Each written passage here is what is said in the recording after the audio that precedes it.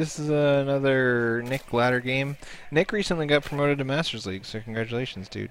This is a Masters League Zerg against my Nicky Poo friend, and we're gonna see what's going on. What's going on, mother? So, double racks opening with early marine pressure is pretty standard. I've noticed that I even saw a post on Team Liquid about this. There's a new build in town that is like all the rage in Zerg Town, which is go for 3 queens and a sunken with just a small number of lings with no gas and no speed. And try to defend without ling speed, and that's really great for the 7 marine attack kind of opening. You can delay your attack until you have 7 marines out instead of having to go with 3. And then you show up and he doesn't have ling speed, so you can just harass and harass and harass at the edge of the creep. And sure, you no longer have an opportunity to get a bunker up in range of his hatchery and knock his hatchery down, and you don't get the chance to double bunker block, and if he goes for quick roaches, you show up too late to see them.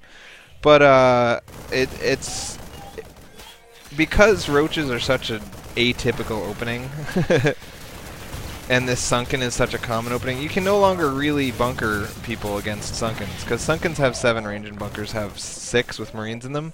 So I really just like trying to force him to produce tons and tons of lings just by showing up with those 7 marines and kind of showing up and harassing kind of thing. Keep killing these and stopping that creep tumor, that kind of stuff.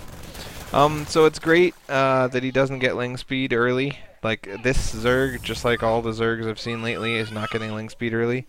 And that just means you kind of have the run of the map until like 7 minutes instead of being stuck at 5:30 having to go home and cower in fear.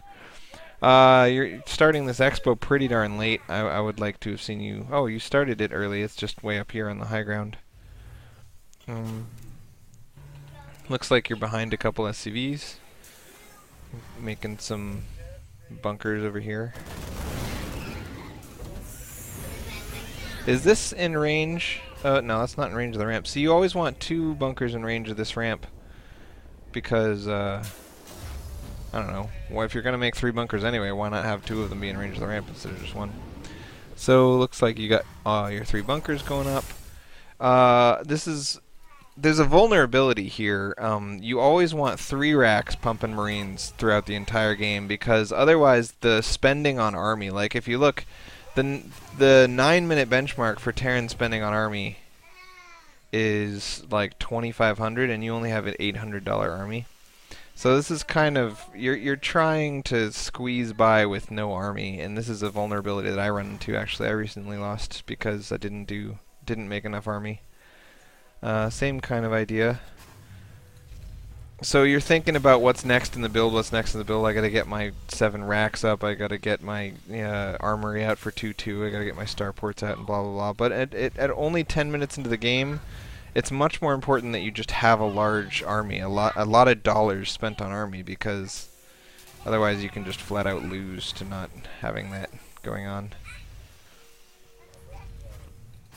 So again, you've spent all your money, but a lot of it was spent on infrastructure. Also, I like to only have 2 marines in each of these bunkers, because if he baneling busts the bunkers, it takes, I think, 5 banelings to knock down the bunker and then 2 more to kill the marines, and so you end up wasting 7 banelings, but you lose everything in the bunker. So the exchange of 7 banelings for a bunker and 2 marines is much better than 7 and 4. 7 to get bunker and 4, yeah, anyway. You spent all your gas, that's cool. You got the only 1 starport. I usually like 2, but maybe you'll add another one later. You don't really have the gas to fund 2 right now anyway, so that's cool. Your supply blocked. Taking care of that. Income-wise, you should have...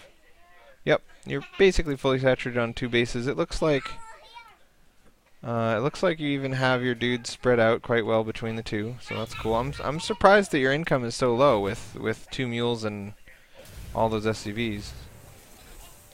What's going on there? I mean, you don't have any mules up right now, that's why.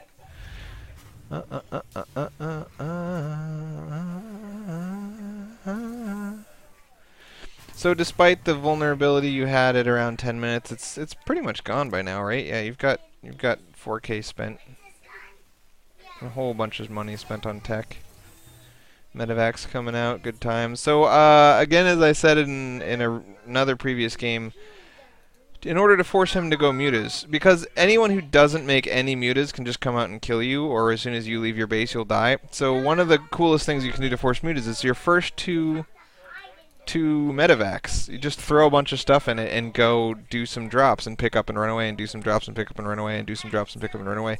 And when his only anti-air is queens and infestors, it's just so frustrating for the Zerg to try to kill medevacs without mutas, you know? So that'll get people to spend their money on mutas.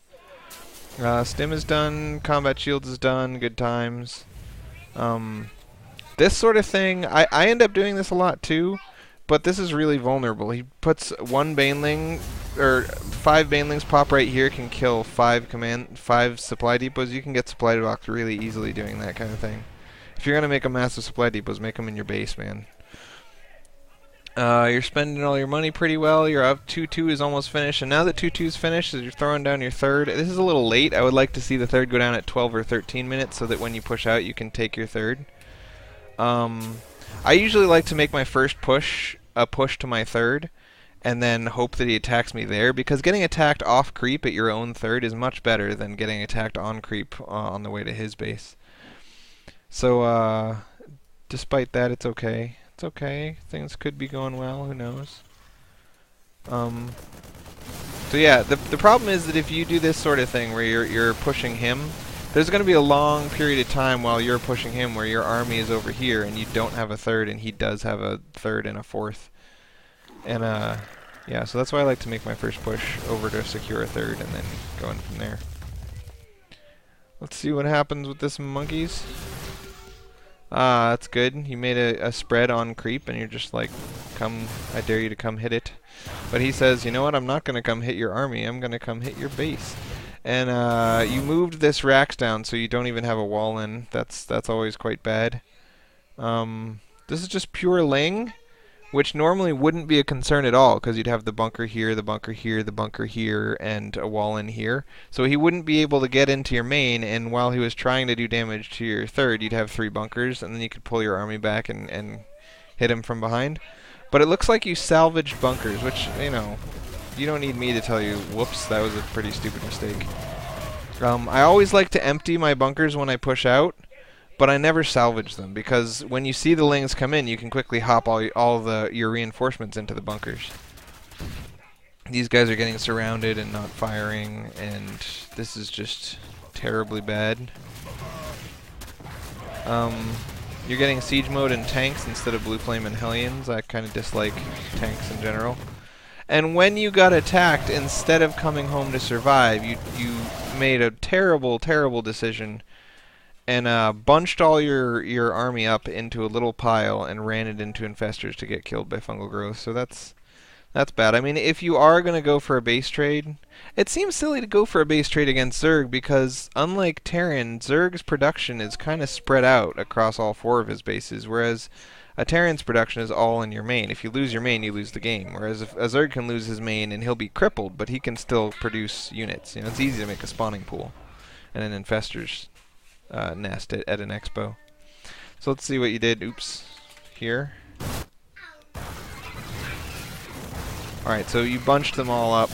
That's the problem. And the medevacs ran away from the army, so even though you had a chance to survive at least heal a couple of your units through the fungal growth, the medevacs weren't in play, and they just got totally dominated by that fungal growth and lost to these Lings. So this is sort of, you know, you emptied and salvaged